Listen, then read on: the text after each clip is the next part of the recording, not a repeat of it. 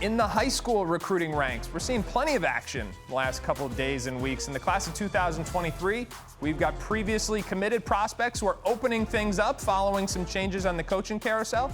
And then in the class of 2024, we're seeing this early commitment trend continue with more players not only coming off the board, but starting to narrow down their options. So going to bring back in Travis and Eric. Travis, I'm going to start with you. We've got a 5-star prospect who's down to 2 finalists. What can you tell us? One of these players who has been making some big moves in his recruitment, especially early on, is Carter Bryant. He is the number 4 overall prospect in the junior class. He recently cut his list down to 2 finalists, and those finalists are Arizona and Louisville. He actually picked up an offer from St. John's, which picked a bit of steam up on social media. But as far as I know, they will not be in consideration when it comes down to this final decision.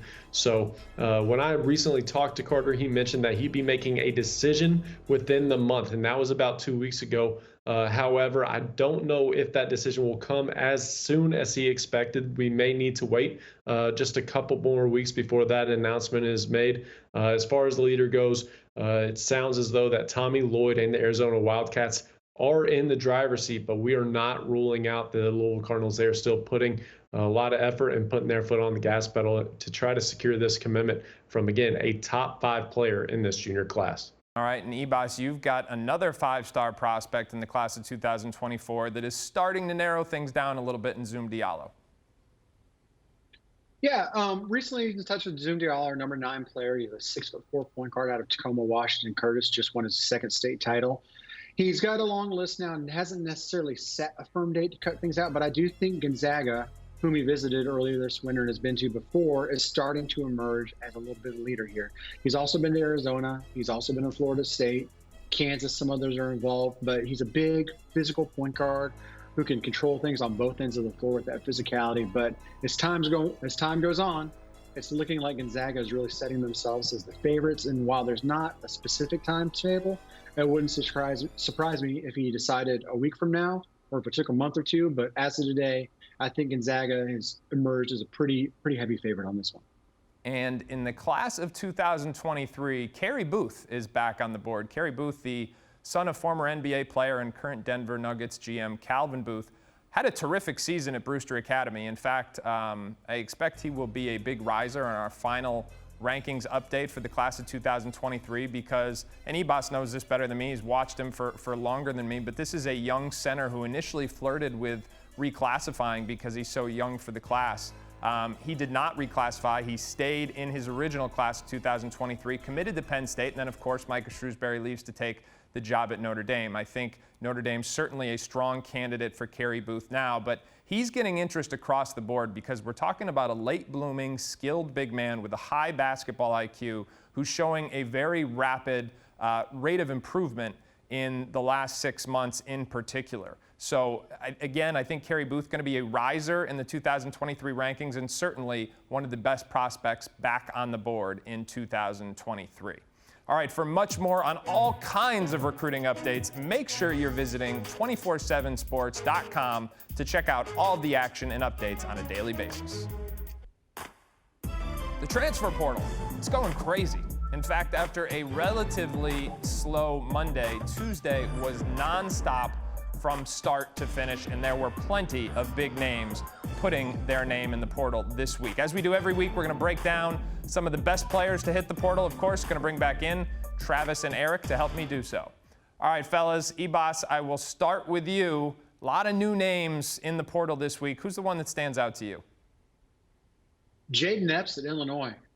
Really big surprise to me to see him hitting the portal after the freshman season he had there, averaging just under 10 points a game, starting 11 games, and really becoming one of their go-to guys down the home stretch of the season, and looked to have a lot of opportunity and potential to have a spectacular career for Brad Underwood and the Illini down there. Now, he's a kid who initially committed to Providence and Ed Cooley back in March of 2021 before decommitting in May. He also had others like Kansas, North Carolina State, UConn heavily involved. Kansas certainly now is going to be in the market for a combo guard scorer like him.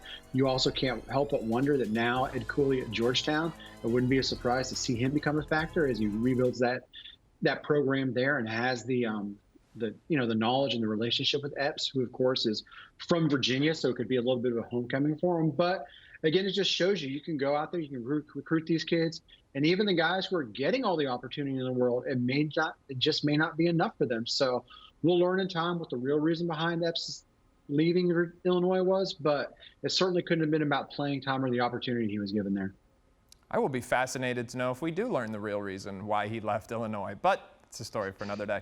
Trav, a year ago at this time at the McDonald's All-American game, Kalel Ware was the prospect who was really intriguing NBA scouts. Started the season pretty well at Oregon and then really fell off, and it was kind of a return to the high school evaluation. We were just concerned about the productivity and the motor and all those kinds of intangible things. But he's back in the market. He's not going to the draft. You broke that news on Monday. What else do we need to know about this case? Yeah, he is the most talented player in this transfer portal. He actually, from the moment that news broke, he became our #1 player in the portal. This is going to be a kid who's going to have not only all the blue bloods, but all the quote-unquote new bloods calling his number, trying to get his talents next year. So much potential, so much upside for his new home to tap into. This is a kid who was projected at the fringe first round going in, or as he was exiting his freshman year at Oregon. So moving into next year, if he picks the right home and if he really improves in those areas that you just mentioned, specifically his motor and his consistency out on the court, we could not only see him rise into the lottery next season, but we could even see him rise into top 5 consideration. There's not going to be very many, if any, more talented prospects in next year's draft class. All right, now keep in mind the 2024 draft class is not expected to be a particularly good one. So one theme we've seen very clearly, especially in recent days, is prospects who had NBA aspirations going into the season. If they didn't live up to them, many of them are looking for a new home in the college ranks, trying to improve that NBA stock and potentially simultaneously capitalize on NIL. Now, one prospect who also had NBA aspirations going into this season was North Carolina's Caleb Love. We all remember he was the darling of March last year. He almost single-handedly knocked out Coach K's career in the Final Four, and then he further delighted North Carolina fans when he said he was coming back. The Tar Heels were picked #1 in the country. Obviously, it was a disappointing season. Now, it's going to be really, really interesting to see if he can revitalize his career somewhere else. Inside Carolina, the North Carolina team site on the 24/7 Sports Network did some outstanding analytical coverage of him this year. And big shout out to them, because I know of no other team site that is able to get as into the details with the analytics as they are. And what they found was that early in the season, while Love's shooting percentages seemed to be on par with last year, it was actually due more towards better shot selection. He was missing more open shots than he did last year, just taking better shots. Now, as the season went on, he reverted. He started settling for tough shots again, and that's why the shooting percentages just dropped across the board. We're talking about a guy who was under 40% from the field, under 30% from behind the arc. Now, go somewhere else, potentially with more spacing, potentially with more ball movers, potentially where he has the role simplified a little bit. Can he revitalize his NBA stock? I don't honestly know the answer to that, but I know he's going to be highly coveted in the portal because of his confidence and ability to score in bunches.